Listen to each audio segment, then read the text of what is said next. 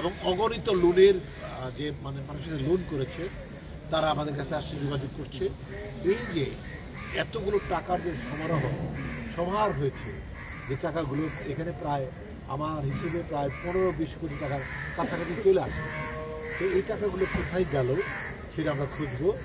আমরা কে নিয়েছে কিনা এমন কেউ বলে না যে আমি ওনাকে লোন নিয়েছিলাম, আমার কাছে কিছু টাকা আছে, এরকম কোনো লোককে এখনও আমরা পাই।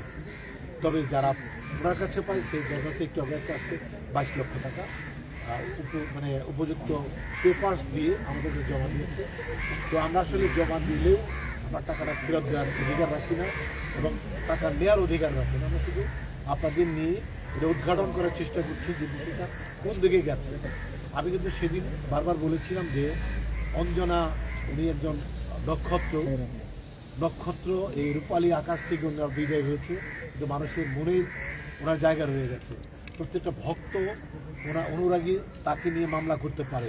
তার মৃত্যু নিয়ে যদি যে কারোর সন্দেহ রাখতে পারে যেন স্বাভাবিক মৃত্যু হয়নি, তাহলে যে কেউ মামলা করতে পারেন, আমরা তাকে সহায়তা করছি, আমরা বিপক্ষে নয়। আমি সেদিন এখানে ইন্টারভিউ দিয়েছিলাম।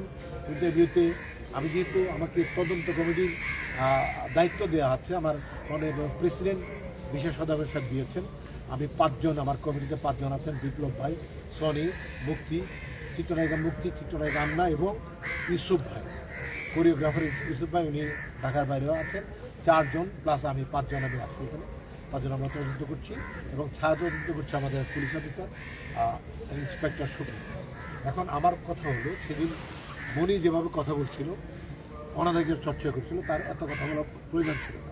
আর পাশে আমি চুপ থাকার কারণে অনেকে ভাবছে আমি বোধহয় বায়াস, এটা বলেছে কমেন্টসে।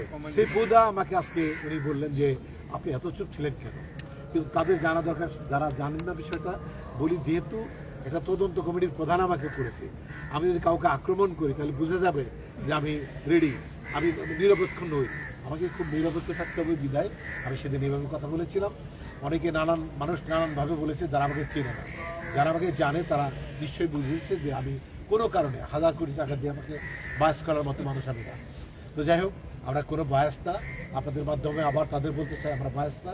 আমরা শুধু যেহেতু এটা প্রধান করাচ্ছে আমাকে, সেহেতু আমি যদি কারো পক্ষে বা কাউকে ধমক দিই তাহলে মনে হবে যে আমি মানে করেছি, বিষয়টাকে একটা পক্ষ নিয়েছি।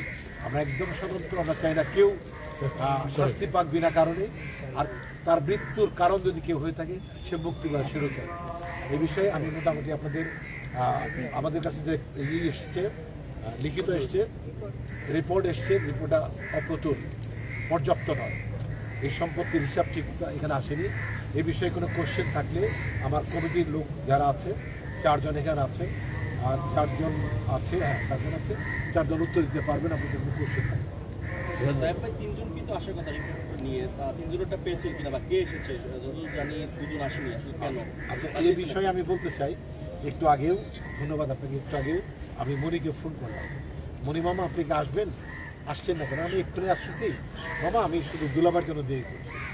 ওনার কথার একটা কথা উনি সত্য বলে কিনা আমি যাও, উনি এখনো পর্যন্ত আসেন নাই।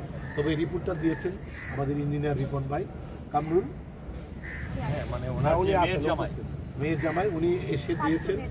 এবং উনি 3 দিনে যে কাজ করেছেন কম না, কাজ করেছেন, উনি হয়তো আরও করবেন। আর ওনার ভাষ্য মোতাবেক উনি মুক্তির কাছে বলেছেন, পার্সোনালি বলেছেন যে অসুস্থ অবস্থায় আসলে 11 দিন ছিল, 3 দিন না, 4 দিন, 6 দিনও না, 4 দিনও না, উনি 11 দিন অসুস্থ হয়ে পড়েছিলেন। ওনার বাথরুম হচ্ছিল বিছানাতেই। তো বলেছেন যে